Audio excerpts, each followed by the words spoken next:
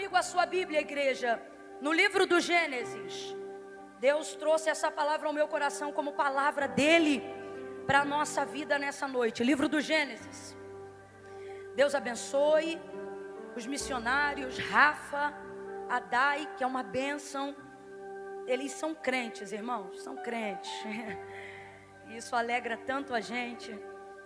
Glória a Deus.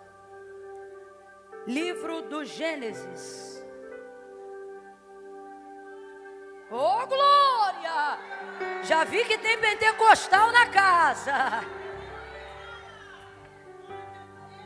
Glória a Deus. Gênesis capítulo 11. Quem encontrou, diga amém. Não tem como, eu falei agora, para. Gênesis capítulo de número 11. Glória a Deus. Aqui a gente tem assim um som, assim um fundo, tipo daqueles órgãos americanos, aquele negócio mais pesado, mais black music. Aquele negócio bem. Isso, caramba, teu cara, hein? Eita glória. Aleluia. Aí tu fica ligado comigo também, tá, terra? Mas também não é toda hora, senão cansa o povo. Viu que eu fiquei doida, entra na loucura. A Bíblia diz que o mundo chama de loucura, mas para nós é poder de Deus. Glória a Deus. Vamos lá, gente. Gênesis capítulo 11. Eu estava em intercessão, pedindo ao Senhor uma direção para essa noite. E o Senhor falou comigo que falaria com essa igreja e que falaria com essa geografia. Então eu quero que você saiba que você está no lugar certo, na hora certa, fazendo a coisa certa. O Senhor te trouxe. É noite de resposta. Completa aí para mim, por favor. É noite de... Vamos lá, sem preguiça. É noite de... resposta. Eu amo estar numa igreja assim, aonde você vê que aqueles que estão presentes não vieram assistir, vieram participar. Aleluia. Versículos de número 27 em diante. Gênesis 11, versículo 27 em diante. Me deu uma vontade de pregar João 20 quando tu estava cantando. Que inspiração. Mas no meu caso era carne pura. Porque não é o que a gente quer, não é o que Deus quer. Mas porque é tão bom, rapaz. É do Alex Lúcio essa ministração, não é? Que vontade de pregar. Me chama outro dia para eu pregar João 20.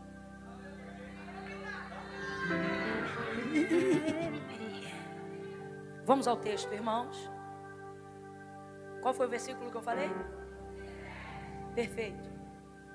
Viveu Terá 70 anos. Viveu Terá 70 anos. Quem está acompanhando aí? Viveu Terá 70 anos. E gerou Abrão. Gerou a Naor e a Arã. E são estas as gerações de Terá. Terá gerou Abrão, a Naor e a Arã. E Arã gerou a Ló. Está prestando atenção? Então quem gerou Abrão, Naor e Arã? Não está prestando atenção. Vou repetir o 27. O 28. Não, o 27. São estas as gerações de Terá. Terá gerou Abrão, a Naor e a Arã. Então vamos lá. Quem gerou? Quem é o pai de Abrão, Naor e Arã? Isso aí. Então se Terá é o pai de Abrão, Naor e Arã, Abrão, Naor e Arã são o quê? Agora você está prestando atenção. Agora olha que triste no versículo 28. Morreu Arã. Morreu Arã, estando seu pai Terá ainda vivo, na terra do seu nascimento, em Ur dos Caldeus.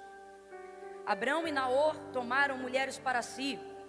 O nome da mulher de Abrão era Sarai, e o nome da mulher de Naor era Milca, filha de Arã, pai de Milca e de Iscá. Sarai era estéril, não tinha filhos. Tomou Terá a Abrão, seu filho, e a Ló, filho de Arã. Então deixa eu ver se você ainda está prestando atenção, porque eu sei que a maioria tem preguiça de genealogia. Presta atenção. Ló é filho de quem? Olha aí para a Bíblia. Ló é filho de quem? E Arã era irmão de quem? Abraão e eles todos eram filhos de quem? Qual foi o filho que morreu? A ordem genealógica, ela é em ordem de idade. Primogênito, segundo, terceiro e etc. Então vamos lá. Se Terá gerou Abrão, Naor e Arã, Arã era que filho? O caçula, o mais novo. Qual foi o filho que morreu? Que era quem? Isso. E ele deixou um filho, ele foi o único que naquele momento deixou um filho. Qual era o nome do filho dele? Que era sobrinho de Abraão. Agora você entende porque quando Deus mandou Abraão sair da sua terra, da sua parentela, ir para uma terra que ele iria mostrar a Abraão, você entende o porquê levar Ló? Porque a dificuldade de se desvencilhar de um sobrinho que foi criado pelo pai dele, ou seja, Ló foi criado pelo seu avô Abraão, pelo seu avô Terá, pai de Abraão. Ele era o filho do irmão caçula que morreu. Preste atenção. Então, quando o filho morre e deixa o neto, normalmente quem se torna figura paterna é quem? O avô. Então, quem cuidava de Ló? O avô. Qual era o nome dele? Isso, fica esperto. Terá.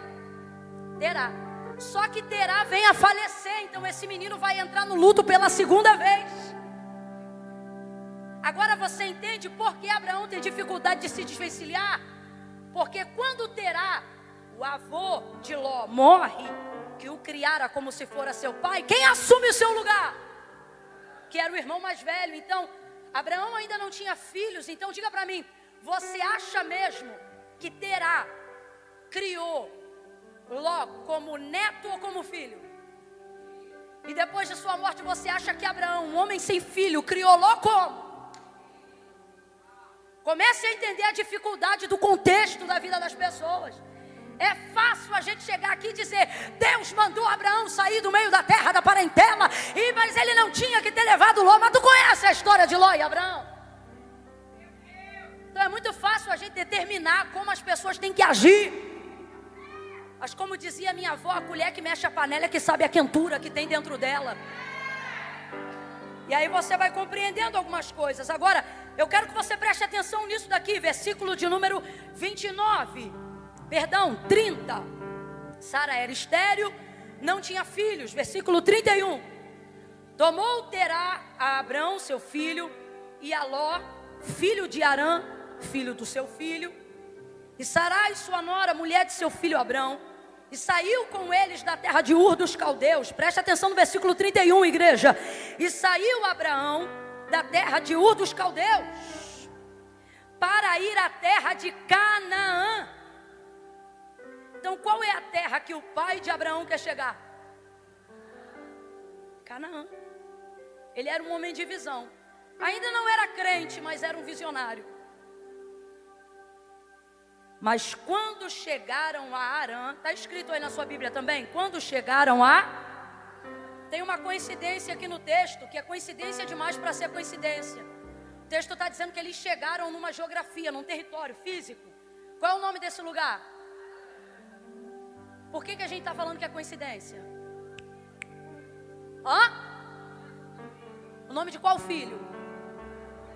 De qual filho? Que o quê? É coincidência demais para ser coincidência, você não acha não? Aí olha o que o texto vai dizer. Que ele saiu da terra de Ur dos caldeus para chegar aonde, gente? Quem lembra? Canaã, vamos lá? Aonde a família de Abraão queria chegar? Aonde o pai de Abraão queria chegar? E eles estão indo para lá, só que no caminho para ir para Canaã, de repente eles vão parar num lugar cujo nome era... Pelo amor de Deus... Tem alguém aqui comigo entendendo que é coincidência demais para ser coincidência? Agora, o destino era Canaã, mas Terá, pai de Abraão, vai morrer em Arã. Por quê? Porque o texto diz que quando eles passaram por Arã, ali Terá armou tendas. e ali ele habitou. Ou seja, ele não conseguiu passar. Arã era lugar de passagem para poder chegar em. Só que quando ele passa em Arã,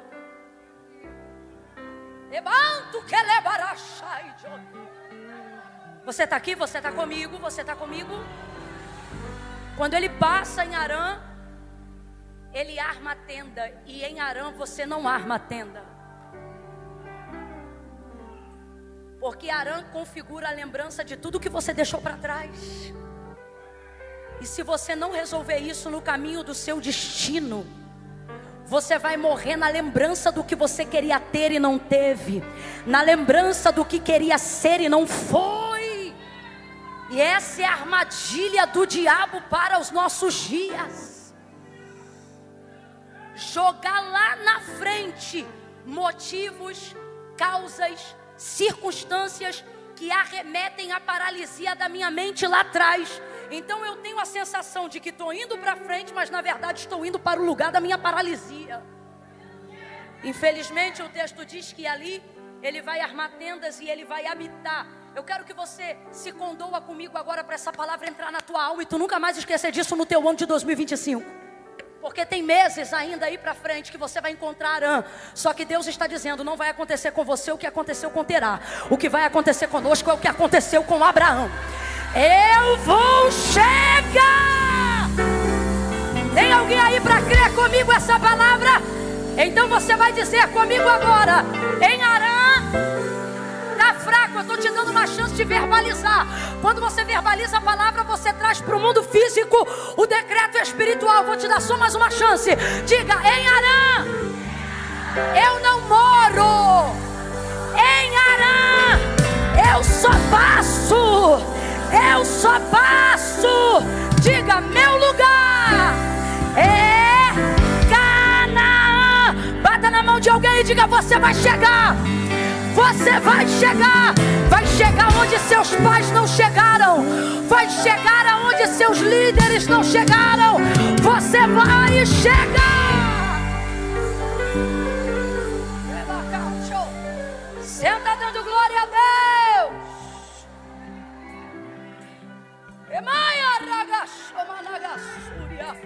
Senta dando glória a Deus.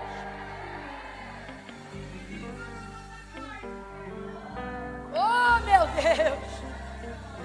Aí o verso 32 continua. E é tão triste porque diz assim, olha, e foram os dias de Terá, 205 anos. Eu vou perguntar de novo, quem era Terá? Oi? Isso. Foram os dias de Terá, 205 anos. E morreu Terá em Arã. Mas você leu comigo, qual era o destino? Canaã, terra que mana leite e mel. Terra de cumprimento de promessa. Canaã não é terra de promessa. Canaã é terra onde Deus cumpre o que já te prometeu.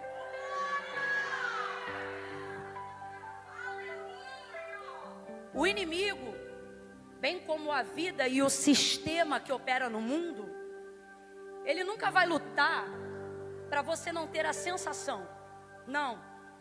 Ele não tem problema com você sentir que você pode chegar. Ele não tem problema com a capacidade que você tem de se imaginar em um lugar onde Deus disse que ia te colocar. Ele não tem problema com isso. O que ele vai fazer é de tudo para que você não consiga executar, e assim a frustração se torne sua amiga. E assim a frustração seja sempre sua vizinha, ao ponto que uma hora você vai parar, não porque o diabo mandou, não porque a vida mandou, mas porque você cansou de viver só no imaginário. Irmãos, o que torna a gente tão concentrado e tão comprometido no nosso relacionamento com Deus, a fim de vê-lo cumprir promessas. Minha filha não pode ser com gás não, é com gás? Tu acredita que eu fico arrotando igual doida? Garota, me dá uma outra lá que isso aqui vira meme rapidinho. Sua linda. Então veja, que chega uma hora que você mesmo abre mão desse lugar. abrir mão dessa realização plena. E por que eu ainda estou falando sobre realização, sobre sonhos, sobre a capacidade de imaginar? Porque eu estou usando como referência Terá. E Terá não era crente, Terá não tinha de Deus uma palavra, você está me entendendo? Terá não tinha de Deus um envio. Só que ele era um visionário, ele era um homem inteligente, emocionalmente inteligente. Mas existem barreiras na nossa vida que só podem ser vencidas estando de posse de uma palavra de Deus. E por que eu digo isso? Por que eu digo que ele é inteligente? E por que eu digo que ainda assim ele não conseguiu chegar num bom destino que ele havia traçado para sua família? Porque ele se deparou diante dele com aquilo que refletia o lugar de onde ele precisava se retirar.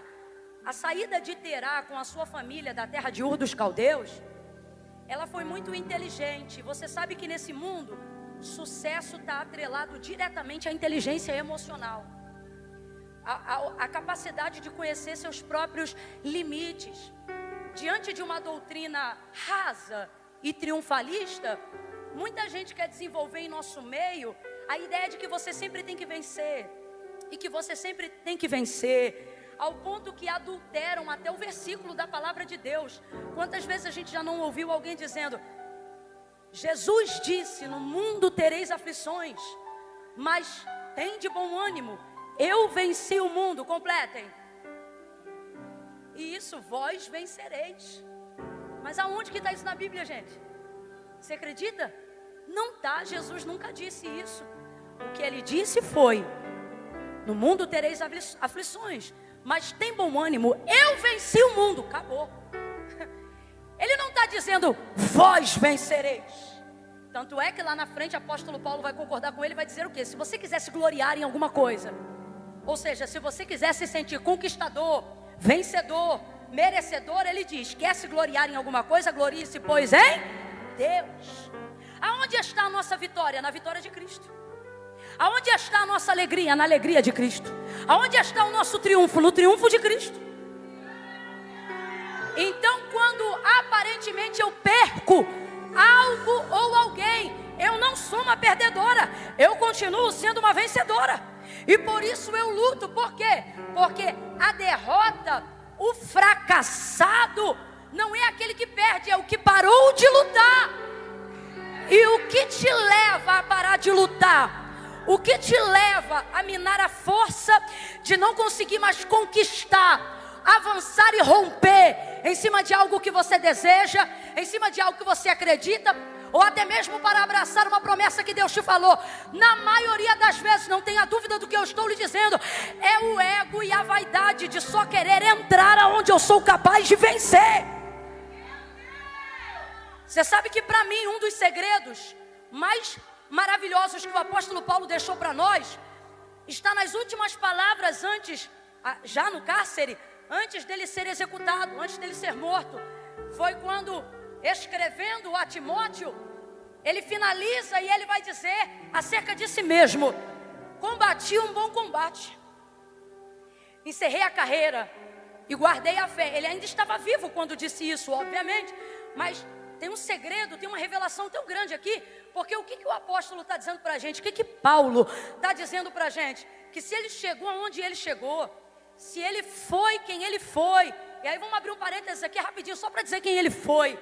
Gente, ele foi o homem que subiu até o terceiro céu, o qual lhe foi posto um espinho na carne, para que ele não se vangloriasse pelo tamanho das revelações que ele recebeu.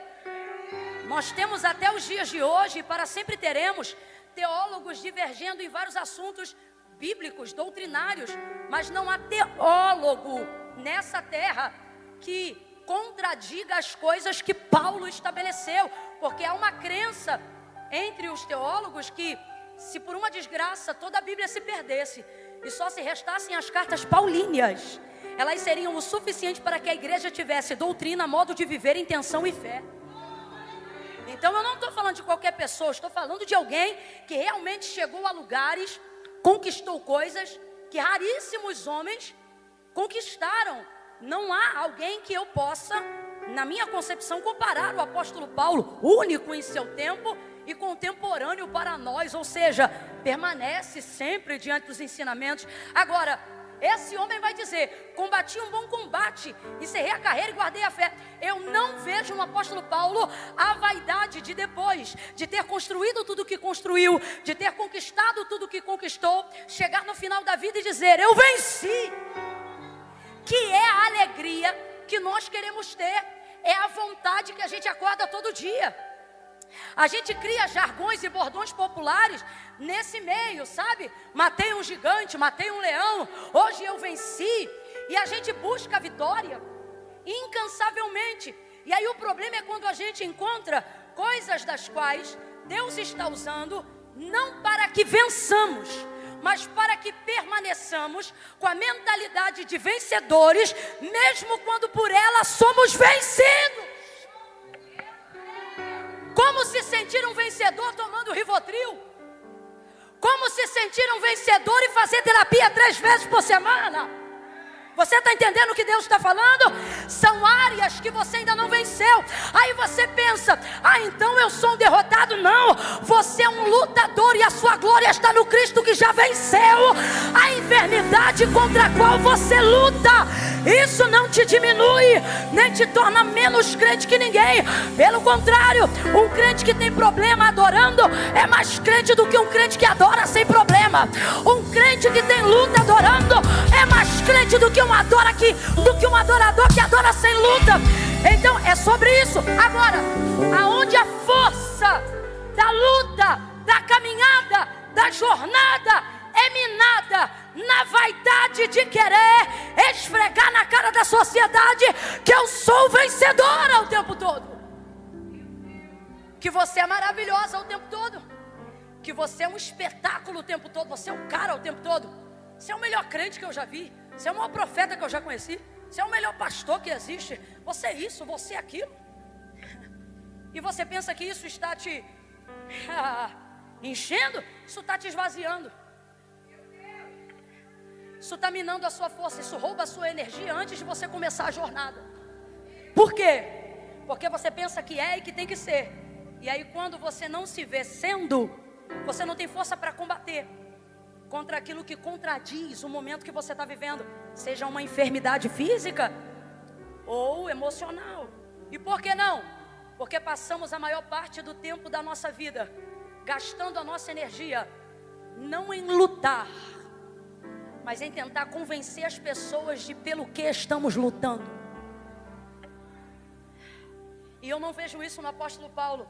Agora, vejo Jesus imbuído pela carta que mandou João escrever no Apocalipse, dizendo para todos aqueles que combatem: ao que vencer. O novo nome é o que vencer. As vestes brancas são ao que vencer. O céu é para aquele que vencer. Agora olhe para baixo. Olhe para baixo. Não olhe de cima, olhe de baixo. Quando você vê um grupo terrorista pegando uma célula cristã em regiões dominadas por religiões que são contrárias às outras com violência, eu só não vou usar os nomes que você conhece, para o vídeo não ser atacado e nem derrubado no nosso canal. Mas você sabe de quem eu estou falando? Quantas vezes você já viu grupos compartilhando imagens de ameaça, degolando cristãos? Então se você olha daqui de baixo, você olha para um degolado, para uma violentada, e você pensa: perdeu. E lá em cima não tenha dúvida que esta pessoa ouvirá: ao que vencer. Para Deus, essa pessoa não vai vencer, ela já venceu. Então toda essa vaidade de querer mostrar para as pessoas que temos, que somos fortes, rapaz, isso é coisa de carne, isso é coisa de homem, isso é coisa de gente, isso não é coisa de Deus. E é isso que mina a nossa força. Então quando eu vejo inteligência emocional na vida de Terá, pai de Abraão, eu vejo um homem que conseguiu caminhar metade da jornada. Camila, não, ele não venceu, mas ele caminhou parte que muitos outros não caminham, nem mesmo com a ajuda de Deus. E por que que ele conseguiu? E o Espírito de Deus está mandando eu falar isso aqui para você, porque ele ainda não era um crente, mas ele tinha inteligência emocional. Agora, eu não vou terminar a mensagem falando sobre inteligência emocional. Palestra motivacional você encontra em vários lugares, não é o caso hoje aqui. Aqui a história termina dizendo que quem tem uma aliança com Deus chega. Independente de traumas e debilidade emocionais. Porém, é importante que se tenha inteligência emocional. Um pai que tem inteligência emocional dá meio caminho andado para o filho. Uma mãe que tem inteligência emocional dá meio caminho andado para o filho. Quantos aqui, quem sabe, não tem uma história parecida com a história de Abraão, cujo destino deveria ser chegar na terra da herança de seu povo, em Canaã, e por causa do seu pai conseguiu fazer metade da viagem, mesmo sem saber aonde ia chegar. Quantos aqui não se assemelham dizendo: olha, Camila, minha mãe não era crente, mas era uma mulher inteligente. Olha, Camila, meu pai não era crente, mas era um homem inteligente. Rapaz, inteligência emocional é 50% de toda a realização que você procura. E aonde está a inteligência dele? No conhecimento da sua limitação humana. Ele está vendo que não vai conseguir desenvolver a jornada da sua vida na terra de seu nascimento. Ele não vai conseguir. Aonde ele olha tem uma lembrança de Arã. Rapaz, o filho caçula já costuma ser o mais aproximado do pai e da mãe. É o último a sair de casa. É o primeiro a ter convivência com a velhice, que é quando os pais se tornam mais quebrantados. Então eu estou falando de uma relação muito forte. Quem é filho mais velho aqui, ou do meio como eu, sabe do que eu estou falando. São 3 irmãs que eu tenho, criadas junto comigo pela minha mãe. E eu sou a do meio. E vez ou outra eu via, quando a Larissa ainda era garota, que é a caçula, fazer coisas que eu dizia: mãe, no meu tempo, se eu falasse assim com a senhora, meu dente estava lá na pia. E eu ficava instigando, dizendo: agora já pode falar assim com a senhora? Porque a gente percebe, não é que a mãe ama mais, mas o filho caçula tem a bênção da maturidade. O filho caçula, ele alcança paz que os primogênitos não desfrutaram. Agora, é por isso que também tem a bênção da primogenitura. Os primogênitos também são dotados de uma capacidade de força, de dinamismo, de avanço e de prioridade, que dificilmente outros depois deles conseguem ter o mesmo alcance. Por quê? Porque foram criados num sistema que mais parece o militar. Mas estou mentindo? Forjados para a vida. É por isso que filhos primogênitos que foram criados de perto por pais, normalmente se tornam os patriarcas da família depois da morte dos seus pais. A família não quebra, a família não racha. Dia das Mães ela faz o almoço que a mãe fazia. Ela não sabe cozinhar, mas faz a panelada. Por quê? Está sobre ela o avanço, o romper. É Pérez. Camila e os do meio. Dá a tua mão aqui.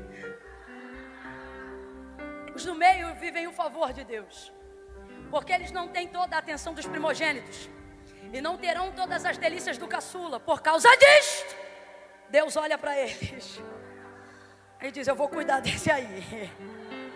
E não tem coisa melhor do que ser cuidado por Deus, do que ser amparado por Deus. Tem muita coisa que eu vivo hoje e sou bênção na minha família e entre as minhas irmãs, não porque minha mãe me favoreceu, nem porque meu pai me favoreceu, apesar de todo o amor e educação que eu recebi de ambos, mas porque Deus via o meu nível de debilidade. E aí o filho do meio normalmente é o que se torna independente sozinho.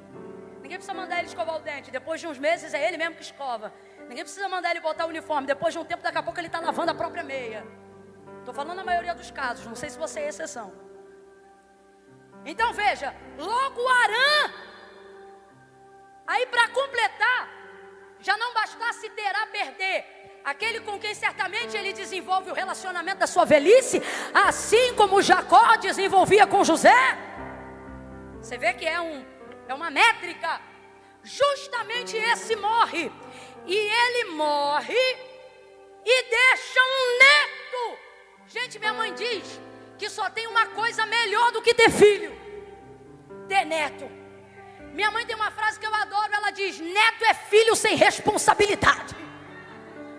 É uma maravilha, por isso que eu acho que quem já criou os seus quer logo que a família tenha, que é para poder brincar, cheirar, educar, e na hora que encher a fralda dizer: vai para tua mãe.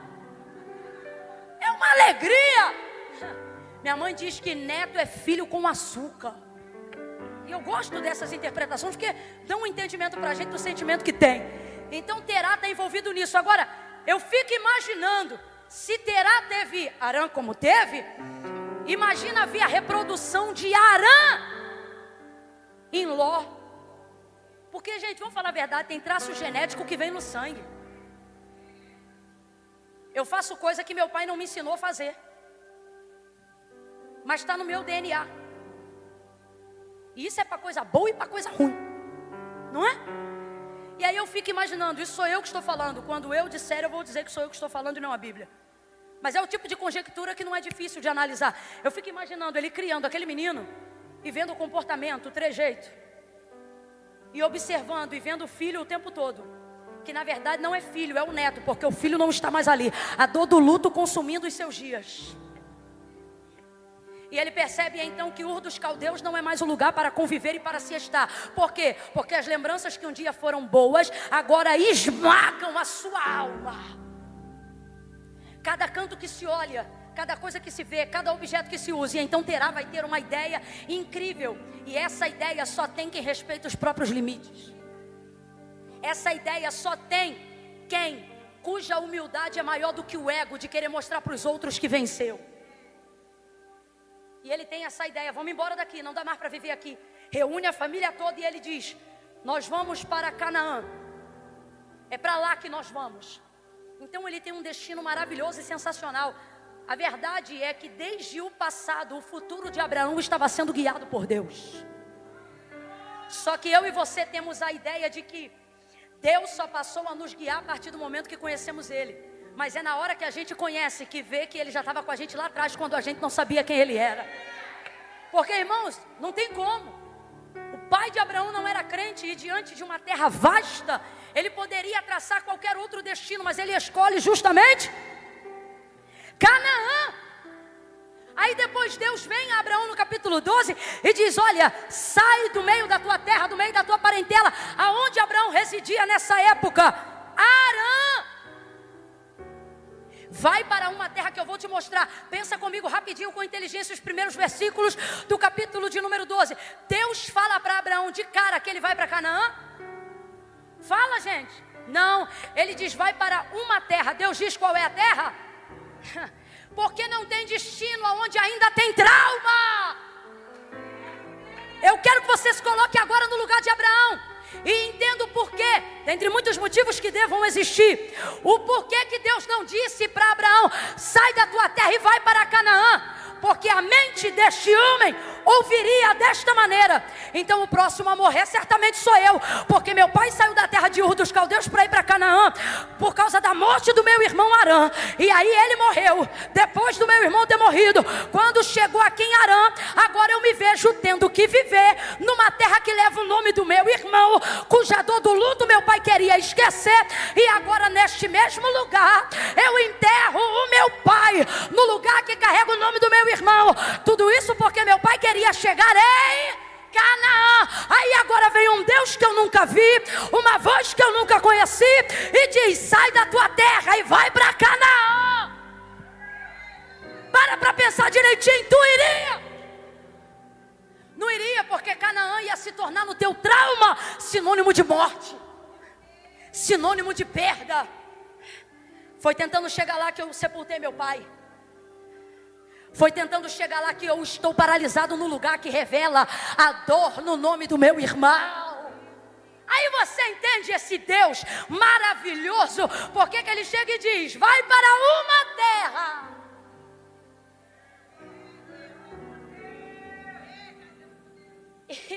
E me parece que Abraão está tão insatisfeito daquela terra, que ele não foi só porque Deus mandou, mas se fosse um vizinho chamando, ele também iria.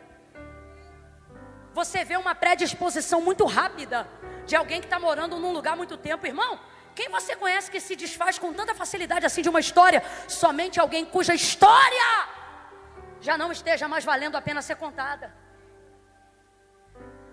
Foi rápido, quando Deus disse: sou o Deus Todo-Poderoso. Eu sou. Vai para uma terra que eu vou te mostrar. Rapaz, o homem aceita na hora. Diga para mim, ele está com vontade de sair de lá ou não está? Não, é uma questão de inteligência, não precisa inventar. Ele está com vontade de sair de lá ou não está? Tá ou não está? Tá, só que não tem destino. Irmãos, o homem traça a rota, mas destino quem abre é Deus. Levante a sua mão, eu estou sentindo a autoridade de Deus para profetizar. Você tem tentado chegar em lugares que não chega, romper com coisas que não rompe, porque você só quer usar a sua inteligência emocional. Você só quer fazer o que todo mundo faz. E Deus está dizendo: eu não te... Levanta a mão! Eu não te trouxe aqui para abrir mão da sua inteligência. Você é uma bênção, você é inteligente, mas entenda, com inteligência você caminha meio caminho. Com a minha palavra você vai além do destino. Pega na mão de alguém aí, pega na mão de alguém agora e diga para esta pessoa: a palavra, diga, a palavra vai te levar além. Olha para cá, Deus está dizendo: seja humilde para admitir as suas dores. Seja humilde para aceitar o destino do Senhor. Pare de imitar os métodos, pare de imitar os algoritmos. Você não é um número, você é uma pessoa única, exclusiva, com um destino e uma rota único. Ouça!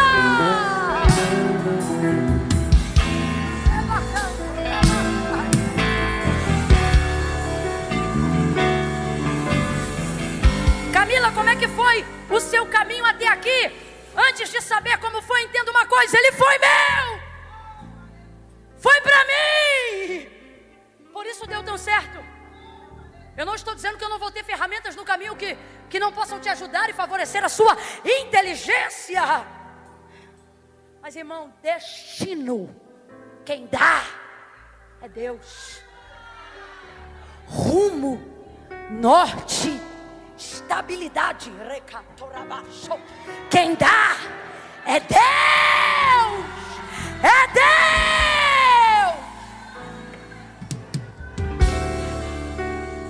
Curso de internet ajuda, mas não dá rumo. Mentoria contribui muito, mas não revela destino. Destino quem revela é Deus. Caminho quem abre é Deus. Eu amo porque Jesus poderia ter dito: eu sou o destino, porque tudo deve levar a Ele, dele, por Ele, para Ele são todas as coisas. Mas compreendendo que toda chegada não tem a ver com chegar, mas com o caminho que se faz até ela, Ele não disse eu sou o destino, Ele disse eu sou o caminho. Eu sou o caminho, a verdade e a vida. Deus te entrega uma promessa como fez a Israel. Deus te entrega um rumo, um destino como fez a Israel.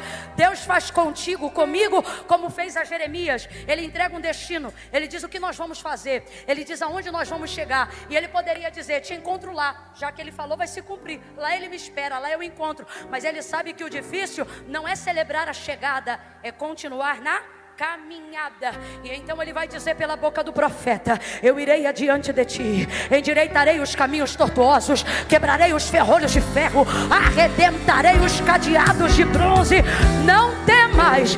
Ele não diz eu te espero na chegada, Ele diz eu sou contigo. Aonde? Grita comigo: no caminho.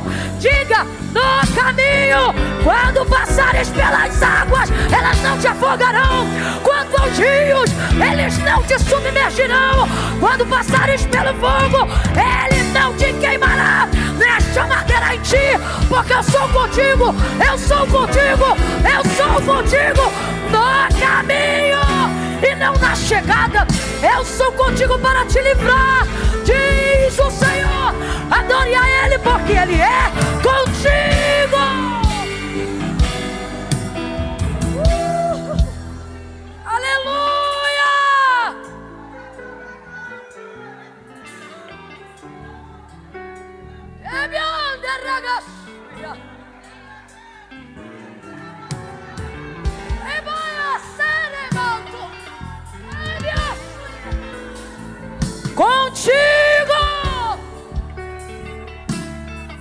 por ti, em ti.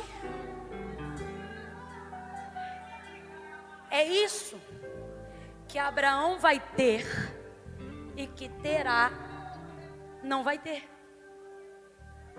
Não é o mapa, olhe para mim. Não é o mapa, é a companhia.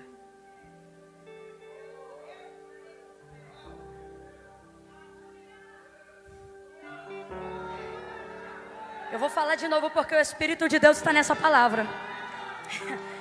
Não é o mapa, é a companhia. Tem gente que tendo carro não vai chegar.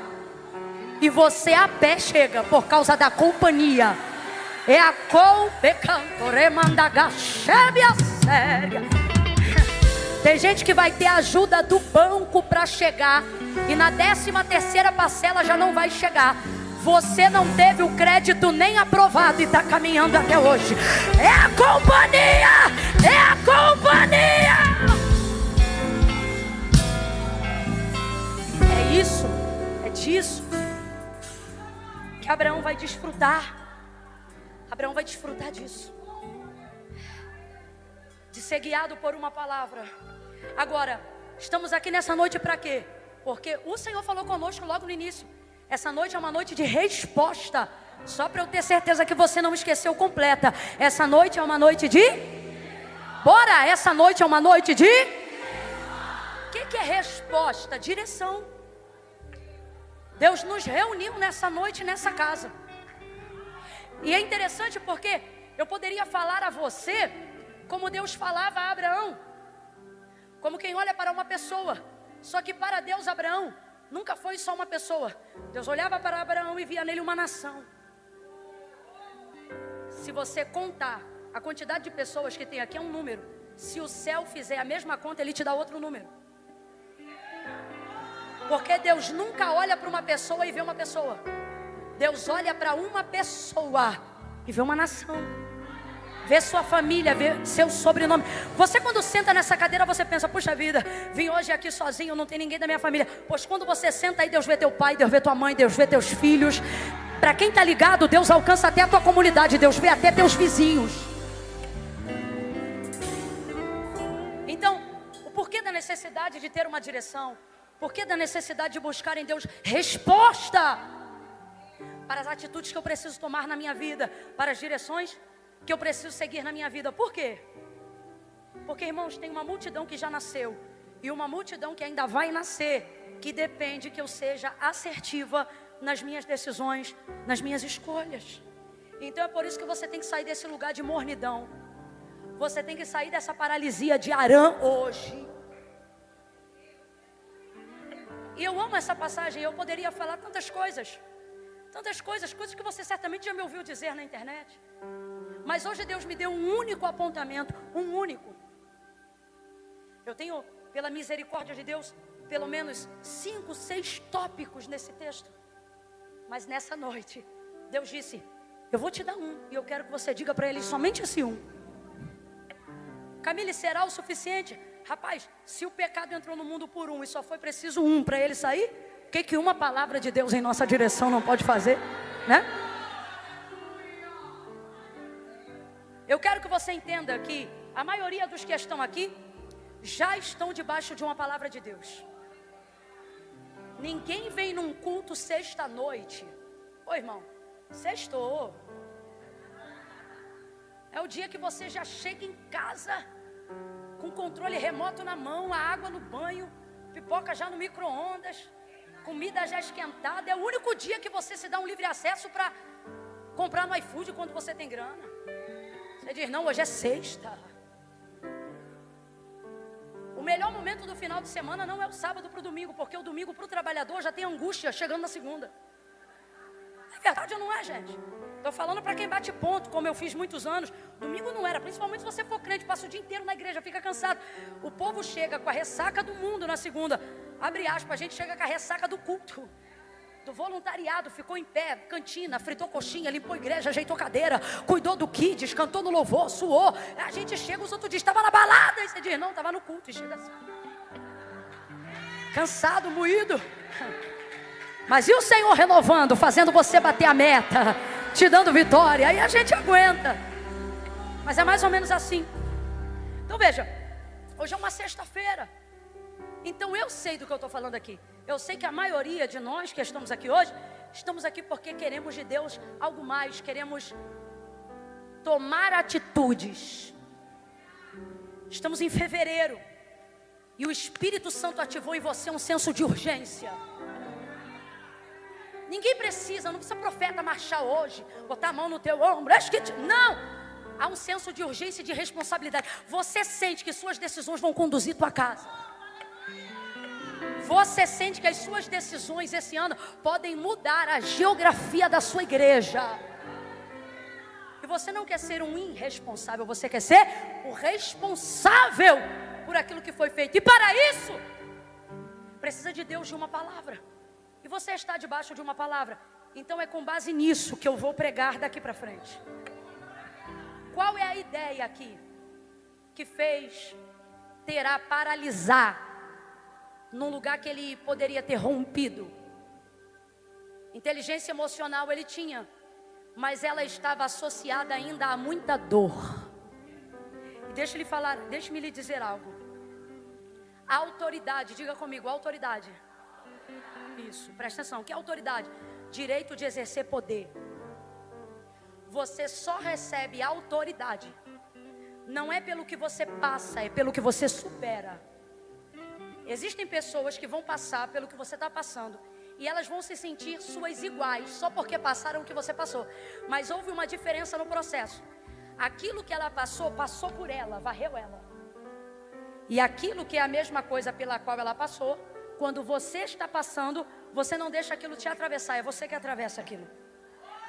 Que é isso? Não significa que você não passa, só que significa que ao passar, você passa por aquilo, mas aquilo não passa por você. Eu me lembro de uma palavra que a Eichela liberou na perda do seu filho. Só faço uso disso publicamente porque é um testemunho público que ela conta, aonde ela diz que no período do luto, e irmãos, não tem nome para quem sepulta filho, não tem.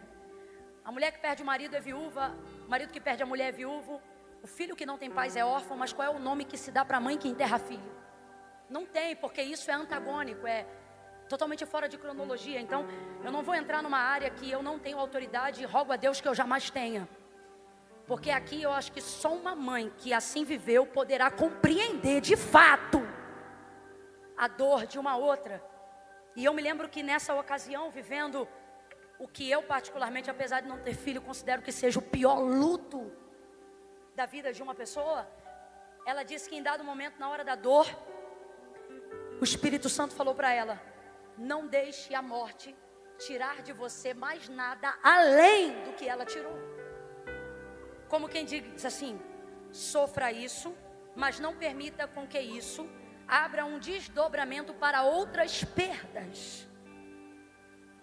E aquilo ajudou ela no processo de cuidado, de acolhimento, a se reerguer. E eu me lembro dela falar isso numa ministração, e nunca mais eu esqueci. Então essa é a diferença de quem passa e de quem é passado. Algumas pessoas acham que vão ter a mesma autoridade que você tem, porque viveram a mesma dor que você viveu. Só que às vezes você não vê nelas a autoridade que você tem, porque você não recebe autoridade pelo que você passa, você recebe autoridade pelo que você supera. E a verdade, gente, é que tem gente que passa e não supera. Está ali ainda, está presente a dor. Oremos para que supere. Mas enquanto não houver superação, não haverá autoridade. Então, na fuga emocional de Terá, da terra de Ur dos Caldeus, para não pensar em Arã, seu filho caçula que morreu, ele vai embora e ele está focado. Ele sabe aonde é Canaã e ele está fazendo o caminho para chegar lá. Só que no meio do caminho ele dá de frente com Arã. Você não acha que é coincidência demais para ser coincidência? Mas é porque a vida é assim e o cérebro é assim. Eu ouvi de uma neurocientista que eu respeito muito.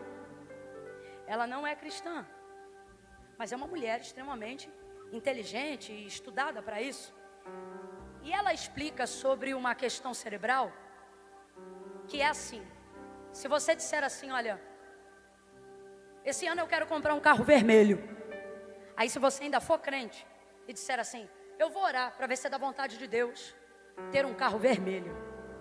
Pois se tu botar isso na tua cabeça, daqui para sexta que vem, o que tu mais vai ver na rua. Aí você diz, Deus está confirmando? Não. Hiperfoco cerebral. Você condicionou a mente a dar atenção a todo carro que é. Tinha a mesma quantidade de carros na rua semana passada, a mesma quantidade de vermelhos, e eles passavam por você e você não via. A diferença é que agora quando um passa, opa, outro, olha, você está entendendo? Assim é a dor e a alegria no cérebro. Quem ainda está comigo, diga amém. Se você pensa, coisas muito ruins vão me acontecer, de hoje até sexta que vem, vai acontecer. Alguém pode chamar de lei da atração, mas não é. É uma questão neurológica. Seu cérebro vai captar tudo de ruim, vai massificar tudo de ruim e vai intensificar, potencializar tudo de ruim. Uma ofensa que era pequena será grande, uma dor que era pequena será descomunal, porque você condicionou o seu cérebro a captar tudo de ruim. Agora pense, daqui para sexta que vem eu vou viver milagre. Vai acontecer alguma coisa, eu estou sentindo. Vai acontecer alguma coisa boa, é automático. Toda coisa boa que lhe acontece, por mais ínfame que pareça, gera em você uma alegria que aumenta a sua fé para acreditar que uma coisa ainda maior está chegando. E assim você vai indo, e entra num processo. E agora eu vou para a minha área do espiritual, de tamanha evolução na fé, que aquilo que você esperava que ia acontecer, de repente acontece, porque você alimentou a sua fé, utilizando toda a neurociência que você tem para fortalecer toda a palavra espiritual que você recebeu. Estou falando alguma loucura ou você está entendendo aqui? Amém ou não amém? É isso. Então, Harã ia ser só mais um lugar. Mas por que Harã não é mais só um lugar? Porque essa desgramada dessa terra carrega o nome do filho que ele sepultou. Então qualquer um que passa lá, está onde? Estou em Harã. Terá, está onde? Em Harã. Está compreendendo? É diferente para ele, porque tem uma história com esse nome. Agora, aonde Terá errou, que Deus nos trouxe aqui para dizer, você não vai errar. Eu não estou criticando ele, mas a vida dele é importante para nessa noite a gente entender como é que a gente tem que andar em 2025. Catuca alguém com o cotovelo e diz, é assim que você vai andar em 2025. Agora olhe para mim e diga, como? Bora, demonstre interesse, pergunte, como? Viu que chegou na tua Harã? Não arme a tua tenda. Vamos falar rasgado que é para todo mundo entender? Primeira coisa, identifique qual é a área da tua dor que te paralisa. Aonde estão os gatilhos emocionais que te deixam triste? Já percebeu que toda vez que você visita aquele álbum de foto, a sua força é minada? Já percebeu que toda vez que você vai naquele perfil, na rede social, aquela comparação esmaga a sua fé, a sua crença? Já percebeu? Já percebeu que todas as vezes que você vai na festa da casa daquela pessoa, aquela festa, aquele ambiente, os convidados daquele lugar, alteram a sua personalidade e a sua identidade? Então eu só estou usando aqui exemplos, mas o Espírito Santo de Deus está aqui agora mesmo. E o texto diz que ele convence o homem, e eu oro agora ao Espírito em nome de Jesus, para que ele te ajude agora na tua mente, na tua alma, e ele te convença de lugares aonde você não deve permanecer, programações que você não deve assistir, grupos de WhatsApp que você não deve frequentar.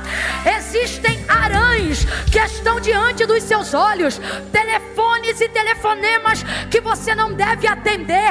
Ah, Camila, mas ele sabe meu número. Troca de chip, mas não arme a tenda em Harã. Troca de calçada, mas saia dessa área. Eu vou contar de 1 a 3, tu vai dar um empurrãozinho de leve no vizinho. Ah, Camila, mas eu não conheço ele. Não precisa conhecer não. Mostra pra ele que ele entrou num ambiente profético e sentou do lado de um profeta. Não Não é um evento gospel, é uma casa de profeta, é uma noite de resposta. Quando eu disser 3, tu vai empurrar ele e vai dizer: sai logo daí. É 1, é 2, é 3, empurra. Sai logo daí, sai daí, sai desse lugar de dor, sai desse lugar de sentença, sai desse lugar de tristeza.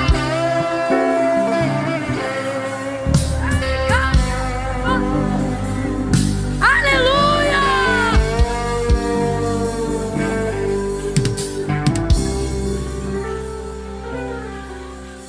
Troca de casa. Vende esse carro. Você está entendendo? Eu não vim aqui dar uma de mais espiritual do que ninguém, não. Não, porque o Senhor vai te dar vitória. E Deus está dizendo: eu te dou 50%. As outras 50% é a inteligência que eu já te dei. Sai desse lugar. Desde que teus filhos foram matriculados nessa escola, a perturbação começou. Tu quer mais confirmação de quê? O menino só vai de mal ao pior. A garota só se entristece. Vai esperar piorar? Vai esperar entrar com tarja preta? Troca logo de escola!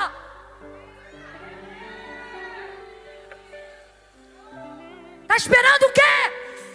A paralisia completa!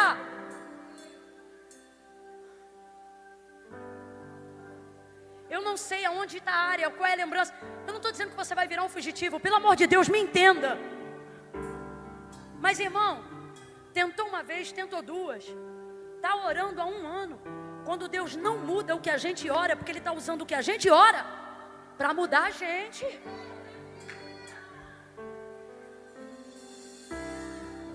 Ah, mas é que eu já estou no 3º ano da faculdade. Como é que eu vou trancar a matrícula?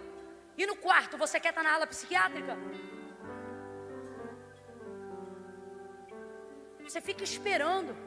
Olha para mim. Você leu comigo. Ele saiu da terra de Ur dos Caldeus e ele sabia para onde ele estava indo. Aonde era? Então diga para mim, ele programou-se parar em Harã? Não, não programou. Porque as coisas e esse tipo de intercorrência que acontece no caminho não é programada, gente. Eu vou dizer para você, na minha perspectiva, o que eu acredito que tenha acontecido. Sabe o que eu penso que aconteceu? Cansado da viagem, parou nessa terra para beber uma água, para descansar um dia ou uma noite. Só que a memória, Harã, faz você pensar, sabe o quê? Já cheguei aonde eu tinha que chegar. Eu tenho para mim que ele disse assim, na primeira vez. Sou eu que estou falando, tá? Em alusão a como nos comportamos dos lugares que procrastinamos a nossa saída. Ninguém aqui programa procrastinar. Não. Você marca o dia da entrega do trabalho, do projeto, seja o que for. E naquele dia você vai empurrando as horas, até que não dá mais tempo de fazer e você renova o prazo. É assim que se procrastina. Você está falando com alguém que é autoridade na procrastinação. Então veja, como que isso funciona? Você não planeja perder, não planeja ser derrotado. Só que se você negociar o prazo, o tempo esmaga a força. Então eu tenho para mim que a Terá chegou. Vamos ficar aqui só essa noite. Sou eu que estou falando, tá? Vamos ficar aqui só essa noite. Tá, vamos amanhã. Alguém aqui já recebeu algum parente que é assim? Na minha casa só tem parente assim. Eu me lembro, quando eu dispunha de mais tempo para recebê-los, era assim, ó. E não era eles que queriam ficar só, não. Era a gente que não queria que fosse embora. Minha família é aglutinada. É aquela família que dorme aonde tem lugar, que come o que tiver, que tem mais importância no estar junto. Aí é aquela família que conversa até de madrugada e manda o outro calar a boca. E quando o outro cala, ele que puxa o assunto. E aí eu me lembro que em dias assim, recebendo a minha família, a minha avó, que já dorme no Senhor, era a única que tinha prazo. A minha avó dava uma irritação na minha mãe, porque ela já chegava em casa dizendo, tal hora eu vou embora. Então da hora que ela chegava até a hora de ir embora, eu assumia a responsabilidade de não deixar ela embora. Então dali pra frente, meu irmão, era muita chantagem emocional, muito choro para poder, não, vó, vai amanhã. Aí, lá para a virada da tarde, eu convenci a minha avó. E como é que eu convenci a minha avó? De pouquinho em pouquinho. Era assim, ó. Depois do almoço eu vou embora. Eu dizia, avó, vou passar um café fresquinho para a senhora. Tá bom, depois do café eu vou. Aí nisso eu pegava uma coisa bem gostosa da padaria. Vó, depois do café você faz. Só que isso já estava para lá de 6 da noite. Ela tinha que pegar 2 condições para voltar. Eu dizia, vó, tá muito tarde, fica logo para janta. Vai chegar em casa, vai fazer janta, agora como? Aí jantava. Aí rendia a janta. Vó, olha o horário, é perigoso, e agora? Era desse jeitinho. Aí ela dizia, amanhã depois do café. E eu investia tudo de novo. E era nessa que ela chegava com hora para sair, ficava 3 dias lá em casa. Minha avó era tipo Jesus e eu a samaritana. Investia e ela ficava.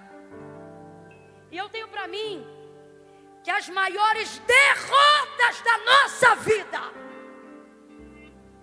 não são aquelas que Satanás aparece com chifre e cauda, dizendo, daqui você não passa. Desse estágio da vida eu vou guerrear. Irmão, foi-se o tempo que Satanás botava luta na vida dos crentes para paralisar eles. Sabe qual é a melhor estratégia do diabo? Não é dar uma luta para te paralisar, é te dar conforto. É te fazer ter a sensação de que você já chegou no lugar que Deus disse que você ia chegar. Eu poderia falar muitas coisas, mas eu vou fechar a Bíblia para você acreditar que eu estou terminando aqui. Porque esta foi a coisa pela qual Deus me disse, entrega isto. Eu disse, o que, Deus? E é o tipo de palavra que só faz sentido se eu pregar no Brasil. É o tipo de palavra que só faz sentido se eu pregar em território nacional. E glória a Deus que eu estou na minha nação. Porque quando eu olho para o texto e eu vejo Arã, na fonética do meu idioma, Arã e Canaã têm a mesma terminologia. Arã, Canaã. Se eu falar muito rápido no telefone e você me perguntar, onde você está? E eu disser, Arã, tem chance de você pensar que é Canaã. Ou se eu falar Canaã, tem chance de você pensar que é Arã. Porque palavras que têm a mesma terminologia dão a sensação auditiva de que são a mesma coisa, dependendo da fala. E quando eu estava olhando para o texto, Deus disse isso para eu dizer à igreja. Satanás não está mais utilizando circunstâncias de morte, peste, fome. Não. O que a morte fez com ele? Fez ele se mover. O que o luto fez com ele? Fez ele botar a geração dele 50% na metade do caminho que Deus levaria o restante. A dor fez isso. Vamos falar a verdade? Vamos falar rasgado? O que o sofrimento faz com a gente? Transforma a gente.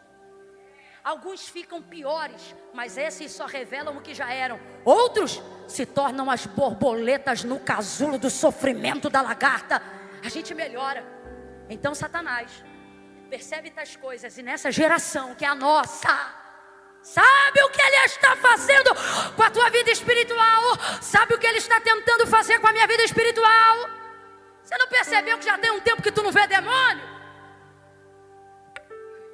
Foi-se o tempo que a manifestação acontecia. Aqui os demônios hoje entram, presta culto e sai quietinho. Por isso que aonde eu tenho passado nos últimos dias, eu digo, Senhor, aonde tiver demônio, manifesta, expõe, bota pra fora que eu quero ouvir. Ele dá o grito de derrota dele. Por quê? Porque a estratégia hoje é outra, irmão. Sabe qual é a estratégia hoje? Doraminha, ar-condicionado, caminha. Você sabe qual é a minha maior guerra? A minha maior guerra? Sofá da minha sala. Você acredita que Deus já me deu vitória para vencer demônios? O problema é que a mim, o texto diz que o demônio creem, eles ouvem e se submetem. Você diz, sai em nome de Jesus, e eles? Agora fala sai para você e vê se você sai. Tu expulsa demônio, mas não expulsa teu eu interior. A gente é obrigado a arrastar o corpo do morto, do nosso Adão caído, e ele fede.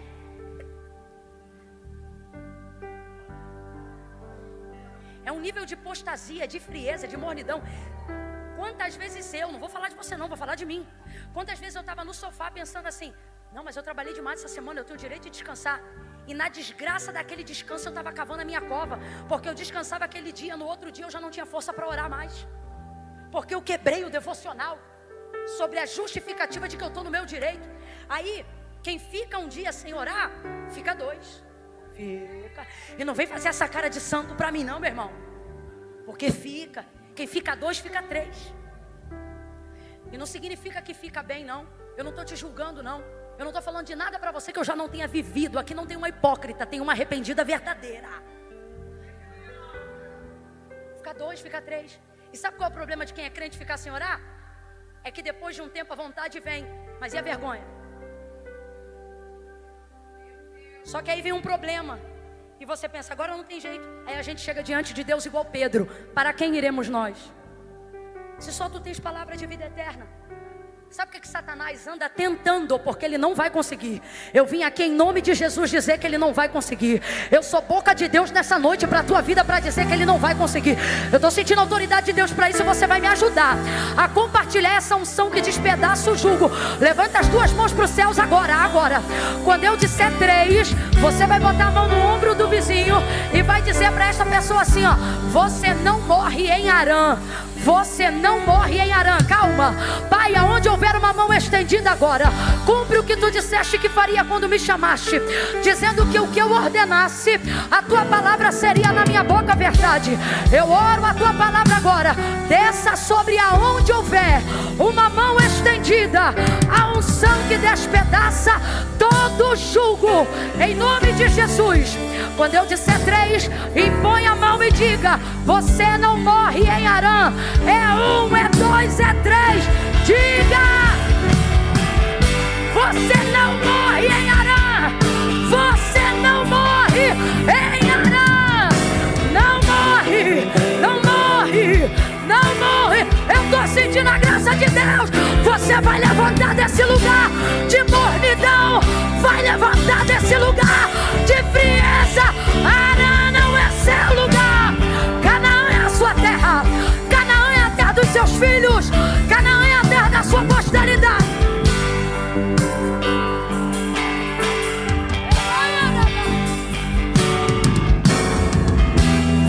Oh, aleluia!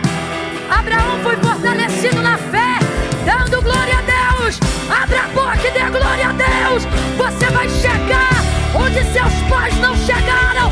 Dê glória a Deus.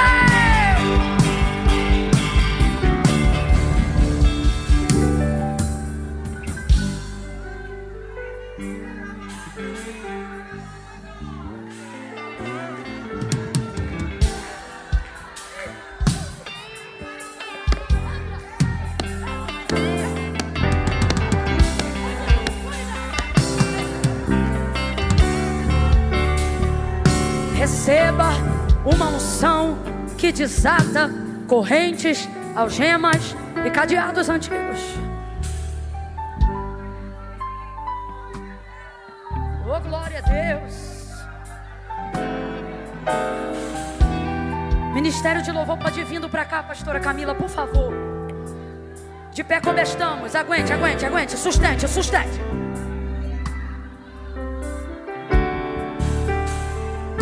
Presta atenção. Eu coloquei uma coisa no meu coração, irmãos. Eu ainda não sou mãe, ainda. E eu glorifico a Deus por isso.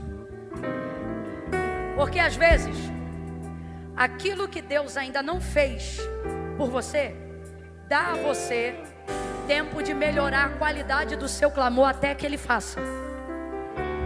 Você vai entender agora do que eu estou falando.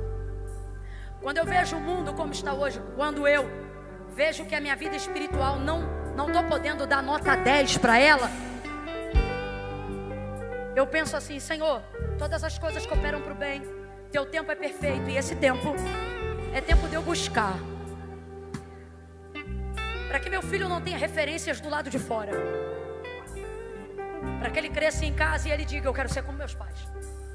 Só que, Senhor, se eu viesse a continuar como outrora eu estava,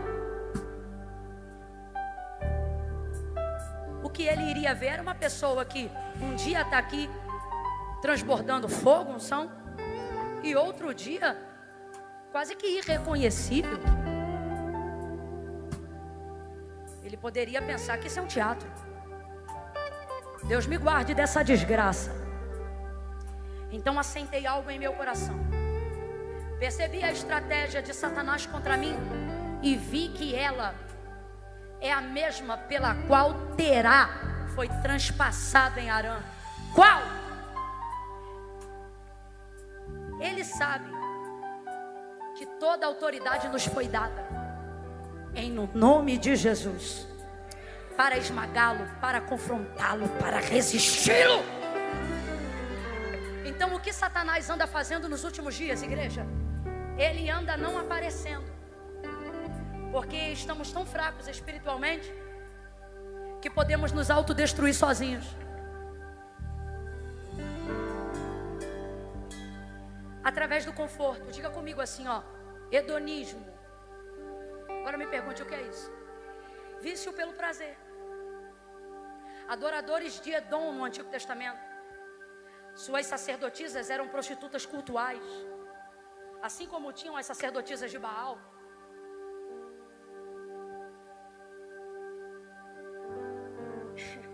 Todo tipo de libertinagem e anarquia era culturalmente desenvolvido nesse tipo de culto, adoradores de Moloque. E qual era a filosofia? Estou falando a grosso modo, bem por cima. A filosofia está presente espiritualmente até hoje. Qual? Faça tudo que te deixa feliz. Lute por você. Esse mundo não diz lute pela sua geração. Esse mundo diz escape por você. Faça o que faz você feliz. Problema dos outros. Faça o que te faça bem. E com isso abandonamos a cruz no caminho, gente. E depois não entendemos porque a frieza e a culpa que sentimos pelos nossos pecados não sai, mesmo com a gente frequentando o culto. Por quê? Porque até o diabo percebeu que a presença dele motivava a nossa busca. E quando ele percebeu isso, ele viu que era melhor se ausentar do nosso meio e trabalhar de outras maneiras. Porque não se iluda, você dorme, o desgraçado trabalha de dia e de noite. Mas também não tem problema, porque desde a antiguidade com o ouvido não se ouviu, nem com o olho se viu um Deus que trabalha por aqueles que nele esperam. Se ele trabalha de um lado, eu busco, porque o meu Deus está trabalhando do outro. Então entenda, e eu encerro aqui para a gente orar e adorar. Arã não é ruim, porque se fosse ruim, pastor Elão, ele não tinha ficado. Olhe para cá, não perca isso por nada. 5 minutos e eu encerro. Olhe para cá, aguente essa panturrilha. Arã não é ruim. Se fosse ruim, ele não ficava. Eu vou falar de novo, preste atenção. Arã não é um lugar ruim. Arã tem água, Arã tem comida. Em Arã você planta e você também colhe. Arã não é ruim. Só que não é, irmão. Arã tem comida. Em Arã você planta e você também colhe. Arã não é ruim. Só que não é, irmão, sobre ser bom ou sobre ser ruim. É sobre estar no seu lugar. Eu venho de uma família que foi muito pobre. E às vezes teu lugar. Eu venho de uma família que foi muito pobre. E às vezes em alguns dos melhores lugares e das melhores mesas, comendo as melhores comidas. Quem ainda está prestando atenção, diga eu aqui. Se eu estiver olhando para esse celular de novo, eu vou ali. Você não me conhece. Escute. E eu poderia estar muito alegre. Mas só quem já passou isso vai entender o que eu estou falando. Você está comendo uma coisa muito boa, muito gostosa, mas todo mundo que você ama não está comendo aquilo e não vai comer por um tempo. Aí você come, você gosta, mas gosta com certo desgosto. Você pensa na hora em quem você ama. Você diz, queria, se não azedasse você levava. Não é? É igual estar em um lugar bonito, bonito, bonito. Você queria que quem gosta daquilo visse, que seus olhos estão vendo. Ih, fulano aqui, fulano e adoro. Você quase para de desfrutar. Não é assim? Porque isso chama-se senso de pertencimento. As melhores coisas da vida não são as coisas. Por quê? Porque uma coisa não produz um ambiente, mas uma pessoa produz um ambiente em qualquer coisa. Com a pessoa certa, um x-tudo na calçada é um evento. Com a pessoa errada, caviar não presta. Você está entendendo o que eu estou falando aqui? Pertencimento, olha para cá. Pertencimento. Por que você ora, busca? Vai ver, você é um crente tanto quanto eu, tomador de santa ceia, vida em dia, mas sente que tem algo que não te realiza e não está bem em você. Sabe o que é isso? Você está considerando Arã a sua Canaã. E Deus me trouxe hoje aqui para dizer, não é porque não está ruim que significa que seja o seu lugar. Esse prazer, essa mornidão, esse acolhimento, essa vidinha organizadinha, equilibradinha e acomodadinha tem sido a sua desgraça. Porque você não se move mais, você não se mexe mais, você parou a jornada. Deus vivo! Parou. E se eu não estivesse pregando exatamente essa palavra que eu estou pregando, você ia sair daqui hoje, voltar para o mesmo lugar e dizer, o culto foi uma bênção. Só que hoje é a minha oração, e se eu fosse você, eu saía correndo agora. Porque você não está entendendo o que eu vou orar agora. Então, se você quer continuar nesse lugar de rã, aonde você morre com a água fervendo e não sente que está morrendo, vai-te embora agora, porque o que eu vou orar agora não vai deixar mais você viver fevereiro em paz. Nesse lugar, não vai. Eu não estou sendo desonesto, eu estou te dando uma chance. Não, Camila, eu não quero. Eu quero ficar nesse lugar. É aqui. Ei, vai-te embora agora. Porque quem tiver ao alcance da voz profética nessa noite, você não vai mais ter paz para ficar amuado naquele sofá, não vai mais ter sossego para virar o dia inteiro naquela cama, não vai. Você não vai mais ter sossego para ficar na paralisia. O Espírito Santo de Deus vai soprar a brasa incandescente do teu chamado e vai inaugurar a certeza que esse lugar que você está hoje é bom, mas ele é lugar de passagem. Vamos junto? É bom, sim ou não? Mas é lugar de... Por que eu vou passar? Se o lugar é bom, porque eu só largo o que é bom quando eu tenho certeza que tem algo. Agora, se isso não é o suficiente para te motivar, guarde então o senso de pertencimento. Como assim? Não, Camila, eu não tenho ambição nenhuma, eu estou de boa onde eu estou. Tá, e esse vazio aí? E essas crises existenciais que você tem do nada? E essa tristeza profunda que o medicamento não resolve? Vai fazer como?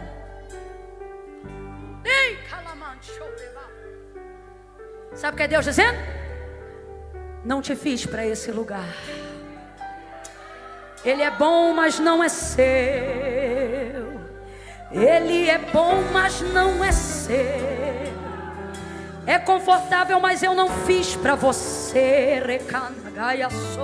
Fecha os seus olhos, eu vou orar agora por aqueles que desejam e por aqueles que não tiveram coragem de ir embora. Se não teve coragem de ir embora é porque está com coragem de chegar em Canaã. Feche os olhos, porque assim diz o Senhor: é bom, mas não é seu. É confortável, mas eu não fiz para você. Eu quero te tirar daí, te tirar daí, te tirar daí. daí. Deus está mandando eu dizer: eu não chego a você como cheguei a Terá, porque com ele eu não falei. Eu chego a você nesta noite como cheguei a Abraão, e a ti te digo: sai, sai, sai dessa mornidão, sai dessa frieza, sai dessa comodidade, sai dessa mediocridade, sai dessa terra. Eu vou te mostrar uma terra, uma terra. Eu vou te mostrar uma terra, uma terra, aonde seus filhos serão maiores do que você, porque você já pelejou por eles. Oh, você não deixará um passado, você deixará um legado. Oh, sai daí, sai daí, sai daí, sai daí, sai daí, sai daí, sai, sai desse vício, sai desse mau hábito, sai dessa prostração, sai, sai, sai, sai, sai, sai daí, em nome de Jesus. Senhor, eu oro agora com aqueles que oram. Oro agora por aqueles que não têm concentração para orar, tão ansiosos e desorganizados emocionalmente. Às vezes nos encontramos. Por eles eu oro também agora. Oro pelos que fecham os olhos e por aqueles que não conseguem fechar os olhos. Por esses eu oro também agora, por eles.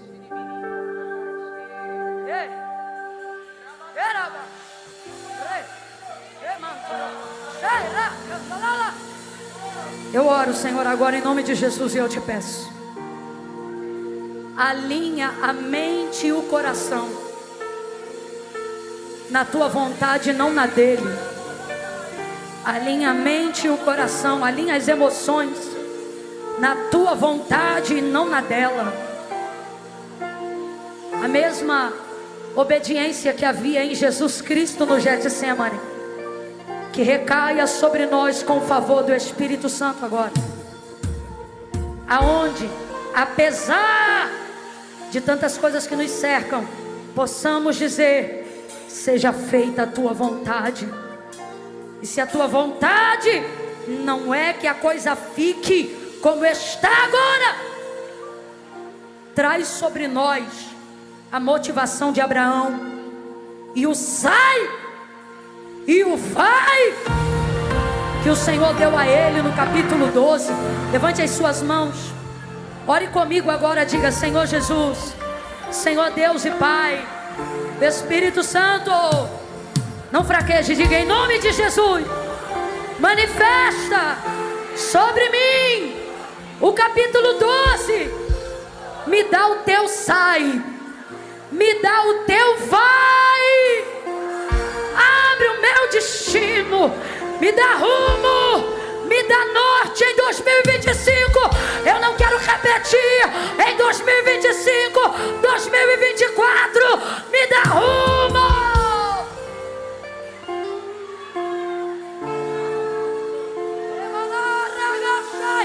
Muda, muda, muda, muda, muda, muda. Não me deixa ficar em paz no lugar de comodidade. Eu quero ter paz no teu descanso, no teu descanso, e não nos meus próprios planos, e não na minha própria vontade. Porque nesta noite eu quero orar a ti, Senhor, e declarar que eu acredito que a tua vontade é melhor. A tua vontade é melhor. Ainda que eu não conheça a terra, ainda que eu não entenda, eu quero caminhar com o Senhor. Nesta noite eu não vim te pedir um mapa, eu vim te dizer que eu aceito a companhia. Eu aceito a companhia. Caminha comigo.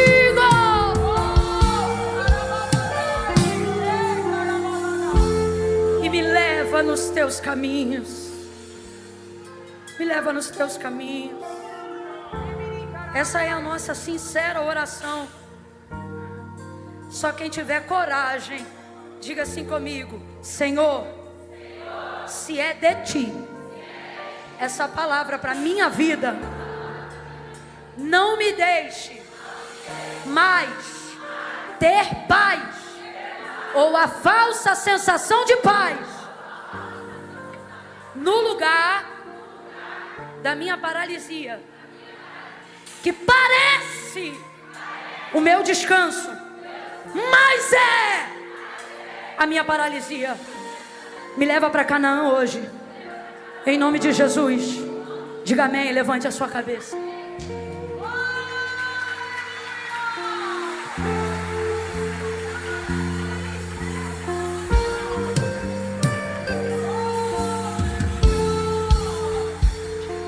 Quero pedir uma gentileza aos voluntários. Tire as grades que separam o meio da igreja, por favor. As grades laterais, somente as laterais. Aquela e aquela. A gente consegue tirar, Rafa? Enquanto o pessoal vai tirando, eu estou bebendo uma água. E você vai intensificando a intercessão, dizendo: sabe o quê? Me dá meu destino, Senhor. Eu quero sair daqui hoje, não é com mapa não, é com a companhia. Caminha comigo em fevereiro, caminha comigo em março. Fala comigo claramente.